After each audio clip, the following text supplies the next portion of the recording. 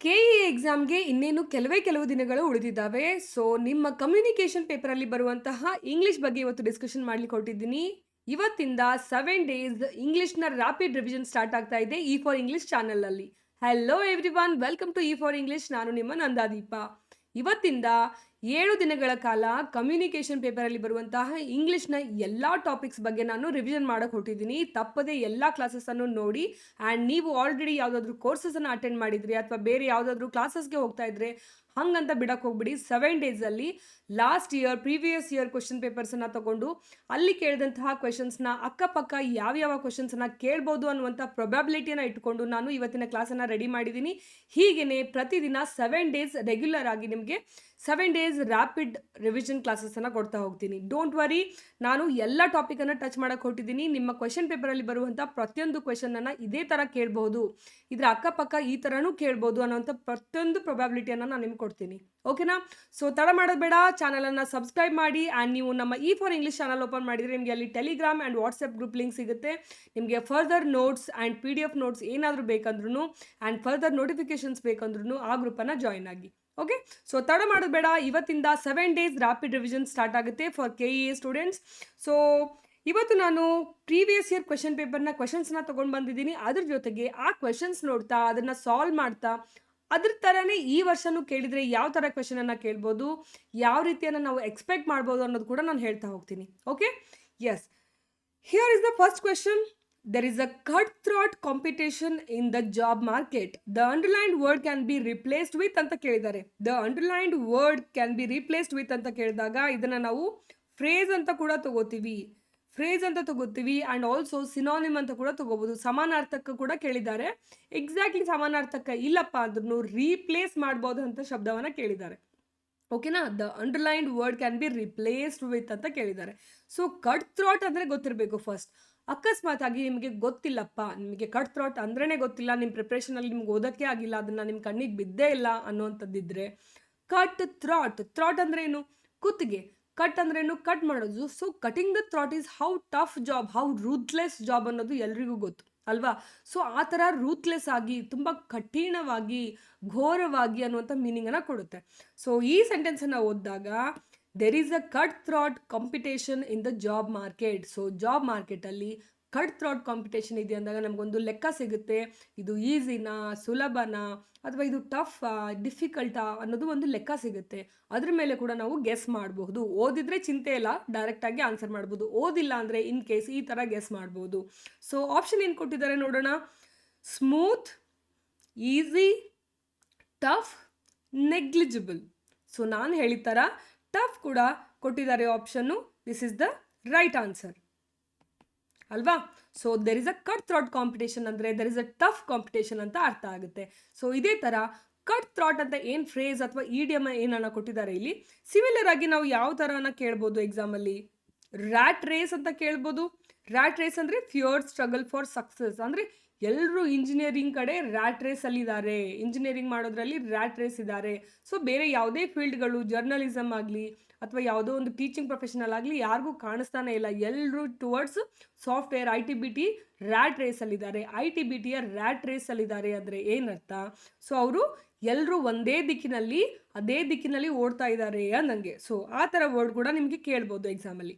ಅದ್ರ ಜೊತೆಗೆ neck and neck ಅಥವಾ ನೆಕ್ ಟು ನೆಕ್ ಕಾಂಪಿಟೇಷನ್ ಅಂತಾರೆ. ನೆಕ್ ಟು ನೆಕ್ ಕಾಂಪಿಟೇಷನ್ ಅಂದರೆ ನೀವು ಇವಾಗ ಯಾರ್ದಾದ್ರ ಜೊತೆ ಜಗಳ ಆಡೋಕ್ಕೆ ಬಂದಾಗ ತುಂಬ ಆರ್ಗ್ಯುಮೆಂಟಲ್ಲಿರುವಾಗ ಒಬ್ರಿಗೊಬ್ರು ಕ್ಲೋಸ್ ಆಗಿ ಬರ್ತೀರ. ಆಲ್ಮೋಸ್ಟ್ ನಿಮ್ಮ ನೆಕ್ಗಳು ಟಚ್ ಆಗ್ತದೆ, ಕುತ್ತಿಗೆ ಟಚ್ ಆಗ್ತದೆ ಅನ್ನುವಷ್ಟು. ಸೊ ಇಲ್ಲಿ ಇಬ್ಬರು ಅಷ್ಟೊಂದು ಕ್ಲೋಸ್ ಆಗಿ ಬಂದಾಗ ನೆಕ್ ಟು ನೆಕ್ ಅಂತ ಹೇಳ್ತಾರೆ. ಸೊ ಆವಾಗ ನೆಕ್ ಟು ನೆಕ್ ಅಂದರೆ ತುಂಬ ಕ್ಲೋಸ್ ಕಾಂಪಿಟೇಷನ್ ಇದೆ, ಅಂದರೆ ಒಬ್ರಿಗೊಬ್ರು ತುಂಬ ಹತ್ತಿರದಲ್ಲಿದ್ದಾರೆ ಕಾಂಪಿಟೇಷನ್, ಅವ್ರು ಕೂಡ ಗೆಲ್ಬೋದು, ಇವ್ರು ಕೂಡ ಗೆಲ್ಬೋದು ಅನ್ನುವಂಥ ವರ್ಡನ್ನು, ಮೀನಿಂಗನ್ನು ಇದು ಕೊಡುತ್ತೆ. ಅಪ್ ಹಿಲ್ ಟಾಸ್ಕ್ ಅಂದರೆ, ಅಪ್ ಹಿಲ್ ಅಂದರೆ ಏನು? ಅಪ್ ಹಿಲ್ ಅಂದರೆ ಒಂದು ಬೆಟ್ಟ ಆಗಲಿ ಗುಡ್ಡ ಆಗಲಿ ಅದನ್ನು ಏರುವಂತಹ ಪ್ರೊಸೆಸ್ ಏನಾಗುತ್ತೆ? ಡಿಫಿಕಲ್ಟ್ ಜಾಬ್ ಆಗುತ್ತೆ. Up hill task, this is the up hill task ಅಂದರೆ ಇದು ತುಂಬ ಒಂದು ಕಠಿಣವಾದಂತಹ ಟಫ್ ಟಾಸ್ಕ್ ಅಂತ ಹೇಳೋಕೆ ನಾವು ಅಪ್ ಹಿಲ್ ಟಾಸ್ಕ್ ಅಂತ ಹೇಳ್ತೀವಿ. And hard nut to crack ಅಂದರೆ ನಟ್ ಅಂದರೆ ನಾವು ನಟ್ಸ್ ತಿಂತೀವಲ್ಲ ನಾವು, ಕಾಯಿ ಅಂತ ಹೇಳ್ಬೋದು. ಅಥವಾ ನಟ್ಟನ್ನು ನಾವು ಕಡಲೆಕಾಯಿಗೂ ನಟ್ಸ್ ಅಂತ ಹೇಳ್ತೀವಿ, ಡ್ರೈ ಫ್ರೂಟ್ಗೂ ಫ್ರೂಟ್ಸ್ ಆ್ಯಂಡ್ ನಟ್ಸ್ ಅಂತ ಹೇಳ್ತೀವಿ. ಅದ್ರ ಜೊತೆಗೆ ಅಡಿಕೆ ನಟ್ ಇರುತ್ತಲ್ಲ ಅದಕ್ಕೂ ಕೂಡ ಬೀಟಲ್ ನಟ್ ಅಂತ ಕರೀತಾರೆ, ಅದನ್ನು ನಟ್ ಅಂತಾರೆ. So hard nut to crack ಅಂದ್ರೇನು, ತುಂಬ ಕಠಿಣ, ಅದನ್ನು ಒಡೆಯೋದು ತುಂಬ ಕಠಿಣ. ಸೊ ಒಂದು ಟಾಸ್ಕನ್ನು ಅಥವಾ ಒಂದು ಕೆಲಸವನ್ನು ಮಾಡೋದು ತುಂಬ ಕಠಿಣ ಅಂದಾಗ ನಾವು ಹಾರ್ಡ್ ನಟ್ ಟು ಕ್ರ್ಯಾಕ್ ಅಂತ ಹೇಳಿ ಯೂಸ್ ಮಾಡ್ತೀವಿ. ಸೊ ಸಿಮಿಲರ್ ಆಗಿ ಈ ಥರ ನಿಮಗೆ ಈ ಸಲ ಎಕ್ಸಾಮಲ್ಲಿ ಕೇಳ್ಬೋದು. ಲಾಸ್ಟ್ ಟೈಮ್ ಕಟ್ ಥ್ರಾಟ್ ಕೇಳಿದ್ದಾರೆ ಅಂದರೆ ಸಿಮಿಲರ್ ಆಗಿ ಈ ಥರ ಕ್ವಶನ್ಸು ಕೇಳ್ತಾರೆ. ಅದ್ರ ಜೊತೆಗೆ ನಿಮಗೆ 100 ಇಡಿಯಮ್ಸ್ನ ಒಂದೇ ಒಂದು ಕಡೆ ಎಲ್ಲನೂ ನೋಡಬೇಕು. ನಾನು ಹೇಳಿದ್ದೀನಿ, ಒಂದು ವಿಡಿಯೋ ಮಾಡಿದ್ದೀನಿ ನನ್ನ ಯೂಟ್ಯೂಬ್ ಚಾನಲಲ್ಲಿ, ನಿಮಗೆ ಲಿಂಕ್ ಇಲ್ಲಿ ಸಿಗುತ್ತೆ, ಮೇಲ್ಗಡೆ ಲಿಂಕನ್ನು ಹಾಕಿರ್ತೀವಿ, ಅದನ್ನು ಟ್ಯಾಪ್ ಮಾಡಿದರೆ ಒಂದೇ ವಿಡಿಯೋದಲ್ಲಿ 100 ಇಡಿಯಮ್ಸ್ ನಿಮಗೆ ಮೀನಿಂಗ್ ಸಿಗುತ್ತೆ. ಮೀನಿಂಗ್ ಜೊತೆಗೆ ವಿತ್ ಇಮೇಜನ್ನು ನಾನು ಎಕ್ಸ್ಪ್ಲೇನ್ ಮಾಡಿದ್ದೀನಿ, ಯಾಕೆ ಆ ಥರ ವರ್ಡ್ ಬಂದಿದೆ, ಏನಕ್ಕೆ ಮೀನಿಂಗ್ ಬಂದಿದೆ ಅಂತ ಹೇಳಿದರೆ ಆ 100 ಇಡಿಯಮ್ಸ್ನಾದರೂ ನೋಡ್ಕೊಂಡು ಇಟ್ಕೊಂಡು. ಆ 100 ಇಡಿಯಮ್ಸ್ ನಾನು ಹೆಂಗೆ ಫ್ರೇಮ್ ಮಾಡಿದ್ದೀನಿ ಅಂದರೆ, ಆಲ್ಮೋಸ್ಟ್ ಲಾಸ್ಟ್ ಎಕ್ಸಾಮ್ಸಲ್ಲಿ ಯಾವ್ಯಾವ ಎಕ್ಸಾಮ್ಸಲ್ಲಿ ಇಡಿಯಮ್ಸನ್ನು ಕೇಳಿದ್ದಾರೆ ಅವೆಲ್ಲವನ್ನು ಕಲೆಕ್ಟ್ ಮಾಡಿ ಹೆಚ್ಚು ಕಡಿಮೆ ಅದೇ ಥರ ಸಿಮಿಲರ್ ಇರುವಂಥವನ್ನು ಅದರಲ್ಲಿ ಆ್ಯಡ್ ಮಾಡಿ ಆ 100 ಇಡಿಯಮ್ಸ್ನ ಒಂದು ವಿಡಿಯೋನ ರೆಡಿ ಮಾಡಿದ್ದೀನಿ. ಸೊ ಆ ವಿಡಿಯೋ ಲಿಂಕ್ ನಿಮ್ಗೆ ಇಲ್ಲಿ ಸಿಗುತ್ತೆ, ಓಕೆನಾ? ಅದನ್ನು ಫಾಲೋ ಮಾಡಿ ಎಲ್ಲ ಇಡಿಯಮ್ಸನ್ನು ಅದರಲ್ಲಿ ಇರುವಂಥದ್ದನ್ನು ಫಾಲೋ ಮಾಡ್ಕೊಳ್ಳಿ. ಡನ್. ನೆಕ್ಸ್ಟ್ ಕ್ವೆಶನ್ ಹೋಗೋಣ. Fear of water is known as. Fear of water ಇಲ್ಲಿ 2 ಥರ ಬರುತ್ತೆ. ಒಂದು ಫಿಯರ್ ಆಫ್ ವಾಟರ್ ಕೇಳ್ಬೋದು, ಅಥವಾ ಲವ್ ಆಫ್ ಅಥವಾ ಲವ್ ಫಾರ್ ವಾಟರ್ ಅಂತ ಹೇಳ್ಬೋದು. ಸೊ ಒಂದು ಕೇಳ್ತಾರೆ, ಫಿಯರ್ ಆದರೂ ಕೇಳ್ತಾರೆ, ಇಲ್ಲ ಲವ್ ಆದರೂ ಕೇಳ್ತಾರೆ. ಸೊ ಯಾವುದಕ್ಕೆ ಯಾವುದಂತೀವಿ ಇವಾಗ ನೋಡಿ, ಇಲ್ಲಿ ಆಪ್ಷನಲ್ಲಿ ಏನಿದೆ, ಹೈಡ್ರೋಫೋಬಿಯಾ, ಏರೋಫೋಬಿಯಾ, ಟಾಕ್ಸಿಕೋಫೋಬಿಯಾ, ಲಾಗೋಫೋಬಿಯಾ, ಓಕೆನಾ? ಸೊ ಫೋಬಿಯಾ ಅಂತ ಏನಿದೆ, ಈ ಫೋಬಿಯಾ ಅಂದರೆ ಭಯ ಅಂತ ಅರ್ಥ, ಓಕೆ? ಅದೇ ಥರ ಫಿಲಿ ಅಂತ ಕರಿತೀವಿ, ಫಿಲಿ ಅಂದರೆ ಲವ್ ಅಂತ ಅರ್ಥ. ಇಷ್ಟ ಅದಕ್ಕಂದ್ರೆ ಪ್ರೀತಿ ಅಂತ ಹೇಳಿ ಫಿಲಿ ಅಂತ ಯೂಸ್ ಮಾಡ್ತೀವಿ. ಇದೇ ಥರ ಹೈಡ್ರೋಫೋಬಿಯಾ ಅಂತ ಏನಿದೆ, ಈ ಫೋಬಿಯಾ ಜಾಗಕ್ಕೆ ಹೈಡ್ರೋಫಿಲಿ ಅಂತ ಹಾಕಿದರೆ ನಿಮಗೆ ನೀರಂದರೆ ಇಷ್ಟ, ಅಥವಾ ಯಾವ್ಯಾವ ವಸ್ತುಗೆ ನೀರಂದರೆ ಇಷ್ಟ, ನೀರಿಗೆ ಅಟ್ರಾಕ್ಟ್ ಆಗುತ್ತೆ, ಆ ಎಲ್ಲ ವಸ್ತುಗಳಿಗೂ ಹೈಡ್ರೋಫಿಲಿ ಅಂತ ಕರೀತಾರೆ, ಹೈಡ್ರೋಫೈಲ್ ಅಂತ ಕರೀತಾರೆ, ಹೈಡ್ರೋಫಿಲಿಕ್ ಅಂತ ಕರೀತಾರೆ, ಓಕೆನಾ? ಸೊ ಅದೇ ಥರ ಭಯ ಅಂತ ಬಂದಾಗ ಫೋಬಿಯಾ ಅಂತಾರೆ. ಸೊ ಫಿಲಿ ಅಂತ ಬರುವಂಥ ಎಲ್ಲ ವರ್ಡ್ಸ್ಗಳು ನಿಮಗೆ ಗೊತ್ತಿರಬೇಕು. ಫೋಬಿಯಾ ಅಂತ ಬರುವಂಥ ಎಲ್ಲ ವರ್ಡ್ಸ್ಗಳು ನಿಮ್ಗೆ ಗೊತ್ತಿರಬೇಕು. ಅದೊಂದು ಲಿಸ್ಟನ್ನು ನೀವು ರೆಡಿ ಮಾಡ್ಕೋಬೇಕು. ಹೈಡ್ರೋಫೋಬಿಯಾ, ಏರೋಫೋಬಿಯಾ, ಟಾಕ್ಸಿಕೋಫೋಬಿಯಾ, ಲಾಗೋಫೋಬಿಯಾ, ಓಕೆನಾ? ಸೊ ಯಾವ್ಯಾವ ಫೋಬಿಯಾ ಇದ್ದಾವೆ ನೋಡಿ ಅವೆಲ್ಲವನ್ನೂ ನೀವು ನೋಡ್ಕೊಂಡು ಇಟ್ಕೊಂಡಿರಿ. ಆ್ಯಂಡ್ ಜನರಲ್ ಕಾಮನ್ ಸೆನ್ಸ್ ಅಂದರೆ ಹೈಡ್ರೋಜನ್ ಅಂತ ನಮಗೆಲ್ರಿಗೂ ಗೊತ್ತಿರುತ್ತೆ. ಹೈಡ್ರೋಜನ್ ಅಂದಾಗ it is related to water, fear of water. Phobia, fear ಅಂದರೆ phobia. So hydrophobia is the right answer. Similar words ನಮಗೆ ಯಾವ ಥರ ಸಿಗುತ್ತೆ ನೋಡೋಣ ಇಲ್ಲಿ. ಏರೋಫೋಬಿಯಾ, ಫಿಯರ್ ಆಫ್ ಏರ್ ಅಥವಾ flying. Acrophobia, fear of heights. ತುಂಬ ಜನಕ್ಕೆ ತುಂಬ ಹೈಟಲ್ಲಿದ್ದರೆ, ಹೈಟಿಂದ ಕೆಳ ಬಗ್ಗೆ ನೋಡಿದರೆ ಭಯ ಆಗ್ತಾ ಇರುತ್ತೆ, ಅವ್ರಿಗೆ ಅಕ್ರೋಫೋಬಿಯಾ ಇದೆ ಅಂತ ಹೇಳ್ತೀವಿ. ಆ್ಯಂಡ್ ಕ್ಲಾಸ್ಟ್ರೋಫೋಬಿಯಾ, ಯಾರಿಗಾದ್ರೂ ಮೂಗನ್ನು ಗಟ್ಟಿ ಹಿಡಿದ್ರೆ ಅಥವಾ ತುಂಬ ಚಿಕ್ಕ ರೂಮಲ್ಲಿ ಅವ್ರನ್ನ ಲಾಕ್ ಮಾಡಿದರೆ ಅಥವಾ ಲಿಫ್ಟಲ್ಲಿ ಹೋಗೋವಾಗ ಬರೋವಾಗ ಕೆಲವೊಬ್ಬರಿಗೆ ಭಯ ಆಗ್ತಾ ಇರುತ್ತೆ. ಅಂದರೆ ತುಂಬ ಕ್ಲೋಸ್ಡ್ ಸ್ಪೇಸಲ್ಲಿ ಅವ್ರನ್ನ ಬಂದ್ ಮಾಡಿದಾಗ ಅವ್ರಿಗೆ ಸಿಕ್ಕಾಪಟ್ಟೆ ಆಂಗ್ಸೈಟಿ ಬರ್ತಾ ಇರುತ್ತೆ, ಅಂಥವ್ರಿಗೆ ಕ್ಲಾಸ್ಟ್ರೋಫೋಬಿಯಾ ಅಂತ ಇದೆ ಅಂತ ಹೇಳ್ತೀವಿ. Logophobia, fear of words or speaking. ಇದನ್ನು ಮಾತಾಡಿದ್ರೆ ಎಲ್ಲಿ ತಪ್ಪಾಗ್ಬಿಡುತ್ತೋ, ಇದನ್ನ ಅಂದ್ಬಿಟ್ರೆ ಎಲ್ಲಿ ತಪ್ಪಾಗ್ಬಿಡುತ್ತೋ, ನಾನು ಮಾತಾಡಿದ್ರೆ ಯಾರಾದರೂ ಏನಾದರೂ ಅಂದ್ಬಿಡ್ತಾರೋ ಅನ್ನುವಂಥ ಭಯ ಇರುತ್ತೆ. ಕೆಲವೊಬ್ರು ತುಂಬ ಸೈಲೆಂಟಾಗಿ ಉಳ್ಕೊಂಡ್ಬಿಡ್ತಾರೆ, ಅಂಥವ್ರಿಗೆ ಲಾಗೋಫೋಬಿಯಾ ಅಂತ ಹೇಳ್ಬೋದು. ಸೊ ಈ ಥರ ಏರೋಫೋಬಿಯಾ, ಅಕ್ರೋಫೋಬಿಯಾ, ಲಾಗೋಫೋಬಿಯಾ, ಕ್ಲಾಸ್ಟ್ರೋಫೋಬಿಯಾ, ಇದೇ ಥರ ಫಿಲಿ ಕೂಡ ವರ್ಡ್ಸ್ ನಿಮಗೆ ಸಿಗ್ತವೆ. ಸೊ ಆ ಥರ ಫಿಲಿ ಅಂತ ಬರುವಂತಹ ಪ್ರತಿಯೊಂದು ಅಂದರೆ ಇವಾಗ ಹೈಡ್ರೋಫಿಲಿ ಹೇಳಿದ್ನಲ್ಲ, ಏರೋಫಿಲಿ, ಹೈಡ್ರೋಫಿಲಿ, ಅಕ್ರೋಫಿಲಿ. ಸೊ ಅಲ್ಲಿ ಹೈಡ್ರೋಫೈಲ್ ಅಂತ ಹೇಳಿ ನಿಮಗೆ ಕೊಟ್ಟರೆ ಅದು love of water, love of air ಅಂತ ಅಂದಂಗೆ, love for water, love for air ಅಂದಂಗೆ, ಓಕೆನಾ? ಸೊ ಫಿಲಿ ಅನ್ನೋದು ನೆನ್ಪಿಟ್ಕೊಳ್ಳಿ, ಫೋಬಿಯಾ ಅನ್ನೋದು ನೆನ್ಪಿಟ್ಕೊಳ್ಳಿ. ಸೊ ಅಕಾರ್ಡಿಂಗ್ ಟು ದ್ಯಾಟ್ ನಿಮಗೆ ಯೂಶ್ವಲಿ ಏರೋ ಅಂದರೆ ಗೊತ್ತಾಗ್ಬೋದು, ಹೈಡ್ರೋ ಅಂದರೆ ಗೊತ್ತಾಗ್ಬೋದು, ಸಮ್ಟೈಮ್ಸ್ ಕ್ಲಾಸ್ಟ್ರೋ ಅಂದರೆ ಗೊತ್ತಾಗಲ್ಲ. ಸೊ ಈ ಥರ ಇದ್ದಾಗ ನೀವು ಮೊದಲೇ ಆ ಥರ ಲಿಸ್ಟ್ ಆಫ್ ದ ವರ್ಡ್ಸ್ ನೋಡ್ಕೊಂಡು ಇಟ್ಕೋಬೇಕಾಗುತ್ತೆ. ಡನ್? ಎಸ್. ನೆಕ್ಸ್ಟ್ ನಾನು ಸ್ಪೀಡಾಗಿ ಏನಕ್ಕೆ ಹೋಗ್ತಿದ್ದೇನೆ ಅಂದರೆ, ದಿಸ್ ಇಸ್ ರ್ಯಾಪಿಡ್ ರಿವಿಷನ್. ನೀವು ಆಲ್ರೆಡಿ ಓದಿದ್ದೀರಾ ಆ್ಯಂಡ್ ಜಸ್ಟ್ ನಿಮಗೆ ರಿವಿಷನ್ ಅವಶ್ಯಕತೆ ಇದೆ ಅಂತ ಹೇಳಿ ನಾನು ಇದನ್ನು ನೀಟಾಗಿ ಮಾಡ್ತಾ ಇದ್ದೀನಿ. ಅಥವಾ ನಿಮಗೆ ಇಲ್ಲ ನೀಟಾಗಿ ಇನ್ನೂ ಡೀಪಾಗಿ ಎಕ್ಸ್ಪ್ಲನೇಷನ್ ಮಾಡಬೇಕು, ಪ್ರತಿಯೊಂದು ಟಾಪಿಕ್ನ ತೊಗೊಂಡು ಎಕ್ಸ್ಪ್ಲನೇಷನ್ ಕೊಡಿ, ಆ ಥರ ಕ್ಲಾಸಸ್ ಮಾಡಿ ಅಂದರೆ ಕಮೆಂಟ್ ಮಾಡಿ. ನೀವು ಯಾವ ಥರ ಡಿಮ್ಯಾಂಡ್ ಮಾಡ್ತಾ ಇದ್ದೀರಾ ಕಮೆಂಟಲ್ಲಿ, ಆ ಥರ ವಿಡಿಯೋಸ್ ಬರ್ತಾ ಹೋಗುತ್ತೆ, ಓಕೆನಾ? Yes. Next question comes like this. Identify the correctly spelt words. Spelling ಕೂಡ ಕೇಳ್ತಾರೆ ನಿಮಗೆ ಎಕ್ಸಾಮಲ್ಲಿ, ಓಕೆ? ಸೊ ಸ್ಪೆಲ್ಲಿಂಗ್ ಕೂಡ ಕೇಳ್ತಾರೆ. ಸೊ ನೀವು ಓದೋವಾಗ ಎಲ್ಲಾದರೂ ಕಣ್ಣಾಡಿಸುವಾಗ ನಿಮಗೆ ವರ್ಡ್ಸ್ ಏನು ಕಾಣಿಸ್ತವೆ, ಅದ್ರ ಸ್ಪೆಲ್ಲಿಂಗ್ ಯಾವ ಥರ ವರ್ಕ್ ಆಗ್ತಾ ಇದೆ, ಯಾವ ಥರ ಇದೆ ಅನ್ನೋದರ ಗಮನ ಕೊಟ್ಟು ನೀವು ಓದಬೇಕಾಗುತ್ತೆ. ಆ್ಯಂಡ್ ಸಮ್ ವರ್ಡ್ಸ್ ಲೈಕ್ ಈ ಥರ ಲೆಂದಿ ವರ್ಡ್ಸ್ ಇರ್ತವೆ, ಕೆಲವೊಂದಿಷ್ಟು ಕನ್ಫ್ಯೂಸ್ ಆಗುವಂಥ ವರ್ಡ್ಸ್ ಇರ್ತವೆ, ಅವುಗಳನ್ನು ನೀವು ನೋಡ್ಕೋಬೇಕಾಗುತ್ತೆ. ಸೊ ನೋಡಿ, ಮೇಂಟೆನೆನ್ಸ್, ನೋಡಿ ಯಾವ ವರ್ಡ್ ಕರೆಕ್ಟ್ ಆಗಿದೆ. ಮೋಸ್ಟ್ ಆಫ್ ಯುಗೆ ಏನು ಅನ್ಸುತ್ತೆ, ಅನ್ನೋವಾಗ ನಾವು ಮೇಂಟೈನ್ ಅಂತೀವಲ್ಲ, ಸೊ TAIN ಕರೆಕ್ಟ್ ಏನೋ ಅನ್ಸುತ್ತೆ. ಮೇಂಟೈನ್ ಅಲ್ಲ, ಅದು ಮೇಂಟೆನೆನ್ಸ್, ಅದು ಮೇಂಟೆನೆನ್ಸ್ ಅಲ್ಲ ಅದು. ಸೊ ನೀವು ಅನ್ನೋವಾಗ ಕೂಡ ನೀವು ಸ್ಪೆಲ್ಲಿಂಗ್ನ ನೋಡ್ಕೋಬೇಕಾಗತ್ತೆ, ಯಾವ ಥರ ಸ್ಪೆಲ್ ಮಾಡಬೇಕು ಅಂತ ಹೇಳಿ. ಸೊ ಕೆಲವೊಂದಿಷ್ಟು ಸ್ಪೆಲ್ಲಿಂಗ್ ಮಿಸ್ಟೇಕನ್ನು, ಯಾವ ಥರ ಪ್ರೊನೌನ್ಸಿಯೇಷನ್ ಮಿಸ್ಟೇಕನ್ನು ಮಾಡ್ತೀವಿ ಅನ್ನೋದ್ರ ಬಗ್ಗೆ ನಾನು ಒಂದು ವಿಡಿಯೋ ಹಾಕಿದ್ದೀನಿ E4English ಚಾನಲಲ್ಲಿ. ಸೊ ನೀವು ಇಲ್ಲಿ ಬಂದು E4Englishಲ್ಲಿ ನೀವು ಆ ಥರ ಹುಡುಕಿದ್ರೆ ನಿಮಗೆ ಪ್ರೊನೌನ್ಸಿಯೇಷನ್ ಮಿಸ್ಟೇಕ್ಸ್ ಯಾವ ಥರ ಮಾಡ್ತೀವಿ ಅನ್ನೋದ್ರ ಬಗ್ಗೆ ಒಂದು ವಿಡಿಯೋ ಇದೆ, ಅದನ್ನು ನೀವು ನೋಡ್ಕೋಬೋದು. ಓಕೆನಾ. ಮೇಂಟೆನೆನ್ಸ್ ಆ್ಯಂಡ್ ಯೂಶ್ವಲಿ ಇದರಲ್ಲಿ ಇಂದ ಎಂಡ್ ಆಗಲ್ಲ. ಸೊ ಮೇಂಟೆನೆನ್ಸ್ NANCEನ NENCನ ಯಾವುದು ಕರೆಕ್ಟ್ ಅಂತ ಹೇಳಿ ನಿಮ್ಗೆ ಗೊತ್ತಾಗಬೇಕಂದ್ರೆ ನೀವು ಫಸ್ಟು ಅದ್ರ ಬಗ್ಗೆ ಫೋಕಸ್ ಮಾಡಿರಬೇಕು. ಮೇಂಟೆನೆನ್ಸ್ ಅಂತೀವಿ. ಸೊ ಅವಾಗ TE. ಸೊ ಮೇಂಟೆನೆನ್ಸ್ ಈ ಥರ ಬರುತ್ತೆ. ನಾವು ಅನ್ನೋದು ಹೆಂಗೆ ಅಂತೀವಿ, ಅದನ್ನು ಮೇಂಟೆನೆನ್ಸ್ ಅಂತೀವಿ ಅಲ್ವಾ. ಟೇ ಅಂತ ಎಳ್ದಾಗ TAIN ಬರುತ್ತೇನೋ ಅನಿಸುತ್ತೆ ನಮಗೆ. ಬಟ್ ನೀವು ಹುಷಾರಾಗಿರಬೇಕು ಯಾವ ಥರ ಪ್ರೊನೌನ್ಸ್ ಮಾಡ್ತೀವಿ, ಪ್ರೊನೌನ್ಸಿಯೇಷನ್ ಹೆಂಗಿರುತ್ತೆ, ಪ್ರೊನೌನ್ಸ್ ಮಾಡುವಾಗ ಏನು ಮಿಸ್ಟೇಕ್ ಮಾಡ್ತೀವಿ, ಸೊ ಸ್ಪೆಲ್ಲಿಂಗ್ನು ಅದೇ ಥರ ಮಿಸ್ಟೇಕ್ ಆಗುತ್ತೆ. So maintenance, that is maintenance ಅಷ್ಟೇ. ಮೇಂಟೆನೆನ್ಸ್ ಅಂತ ಬರುತ್ತೆ, ಮೇಂಟೆನೆನ್ಸ್ ಅಂತ ಬರಲ್ಲ. ಓಕೆನಾ. So that is maintenance. So similar words ಯಾವ ಥರ ಬರ್ಬೋದು ನಮಗೆ ನೋಡಿ ಇಲ್ಲಿ. Accommodation, committee, separate, embarrass. ಇಲ್ಲಿ ಕೂಡ ನೋಡಿ ಸಮ್ಟೈಮ್ಸ್ R ಬರುತ್ತಾ ಅಥವಾ S ಬರುತ್ತಾ. ಗ್ರಾಮರ್ ಅಂತ ಬರೆಯುವಾಗ M ಬರುತ್ತಾ, R ಬರುತ್ತಾ. ಓಕೆನಾ. ಅಕೊಮಡೇಷನ್ ಬರೆಯುವಾಗ C ಬರೋದು ಗೊತ್ತಿರುತ್ತೆ, M ಬರುತ್ತಾ, ಒಂದೇ M ಬರುತ್ತಾ. ಈ ಥರ ಕನ್ಫ್ಯೂಸಿಂಗ್ ಶಬ್ದಗಳು ಇರ್ತವೆ. ಸೊ ನೀವೇನು ಮಾಡ್ಬೋದು, ಈ ಥರ ವರ್ಡ್ಸ್ಗಳನ್ನು ನೀವು ಗೂಗಲಲ್ಲಿ ಸರ್ಚ್ ಮಾಡಿಕೊಂಡು ಒಂದು ಲಿಸ್ಟ್ನ ಮಾಡಿಕೊಂಡು ನೀವು ಇದನ್ನು ನೆನ್ಪಿಟ್ಕೋಬೋದು. ಅಥವಾ ಜಸ್ಟ್ ನೆನ್ಪಿಟ್ಕೊಳ್ಳೋದಕ್ಕಿಂತ ಕಣ್ಣ ಇರಿಸಿದ್ರೆ ಸಾಕು. ಅಕೊಮಡೇಷನ್ ಯಾವ ಥರ ಬರುತ್ತೆ, ಮೇಂಟೆನೆನ್ಸ್ ಯಾವ ಥರ ಬರುತ್ತೆ, ಸಪ್ರೇಟ್ ಹೆಂಗೆ ಬರಿತೀವಿ. Most of the time separate ಅನ್ನೋ ಸ್ಪೆಲ್ಲಿಂಗ್ ಈ ಥರ ಬರಿತೀವಿ ನಾವು, SEPE ಬರೆದ್ಬಿಡ್ತೀವಿ, ಸೆಪರೇಟ್. ಓಕೆ. ಈ ಬಂದುಬಿಡುತ್ತೆ ಇಲ್ಲಿ, ಈ ಕನ್ಫ್ಯೂಷನ್ ಇರುತ್ತೆ. ಸೊ ಅಲ್ಲಿ ಈ ಕನ್ಫ್ಯೂಷನ್ ಇದ್ದಾಗ ನೀವು ಆಲ್ರೆಡಿ ಆ ಶಬ್ದವನ್ನು ನೋಡೋವಾಗಲೇ ಅನ್ನೋವಾಗಲೇ ಯಾವ ಥರ ಅನ್ಬೇಕು, ಪ್ರೊನೌನ್ಸ್ ಹೆಂಗೆ ಮಾಡಬೇಕು, ಪ್ರೊನೌನ್ಸಿಯೇಷನ್ ಹೆಂಗಿದೆ ಅನ್ನೋದ್ರ ಬಗ್ಗೆ ನೀವು ಗಮನ ಕೊಡಬೇಕಾಗುತ್ತೆ. ಓಕೆನಾ. And the next one, children -sweets. Yes, ಇದ್ರ ಬಗ್ಗೆನೂ ಕಂಪ್ಲೀಟಾಗಿ ಟೆನ್ಸಸ್ ಅಂತ ಹೇಳಿ ನಾನು ವಿಡಿಯೋ ಮಾಡಿದ್ದೀನಿ E4Englishಲ್ಲಿ. ನೀವು ಟೆನ್ಸಸ್ ನೀವು ಕಂಪ್ಲೀಟ್ಲಿ ಎಲ್ಲೂ ಕಲ್ತಿಲ್ಲ, ನೀಟಾಗಿ ನೀವು ಬೇಸಿಕ್ಕಿಂದ ಕಲಿಬೇಕು ಅಂದರೆ E4Englishಲ್ಲಿ ಕಂಪ್ಲೀಟಾಗಿ ಟೆನ್ಸಸ್ಸನ್ನು ವಿಡಿಯೋ ಮಾಡಿದ್ದೀನಿ ನಾನು. ಕಂಪ್ಲೀಟ್ ಅಂದರೆ 12 ಟೆನ್ಸಸ್ಗಳ ವಿಡಿಯೋ ಮಾಡಿದ್ದೀನಿ. You can go and check there. Okay.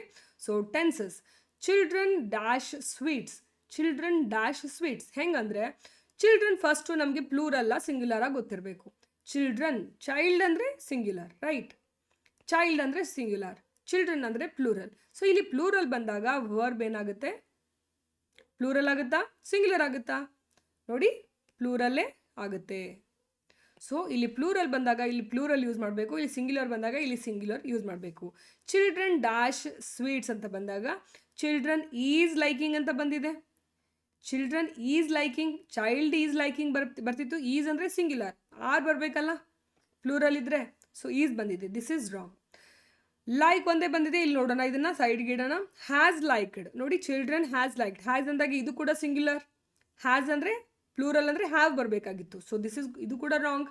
And likes, ನೀವು ನನ್ನ ಟೆನ್ಸಸ್ ವಿಡಿಯೋಸನ್ನು ನೋಡಿದರೆ ಈ ಲೈಕ್ಸ್ ವರ್ಬ್ಗೆ ನಾವು ಅನ್ನು ಯಾವಾಗ ಆ್ಯಡ್ ಮಾಡ್ತೀವಿ ಅನ್ನೋದ್ರ ಬಗ್ಗೆ ನಾನು ಎಕ್ಸ್ಪ್ಲನೇಷನ್ ಕೊಟ್ಟಿದ್ದೀನಿ. ಸಿಂಪಲ್ ಪ್ರೆಸೆಂಟ್ ಟೆನ್ಸಲ್ಲಿ ವರ್ಬ್ಗೆ ಆ್ಯಡ್ ಆಗುತ್ತಾ, ಏನಕ್ಕಾಗುತ್ತೆ, ಬೇರೆ ಟೆನ್ಸಸ್ಸಲ್ಲಿ ಆ್ಯಡ್ ಆಗುತ್ತಾ, ಇದರಲ್ಲಷ್ಟೇ ಆ್ಯಡ್ ಆಗುತ್ತಾ, ಎಲ್ಲ ಎಕ್ಸ್ಪ್ಲನೇಷನ್ ನಾನು ಅಲ್ಲಿ ಕೊಟ್ಟಿದ್ದೀನಿ.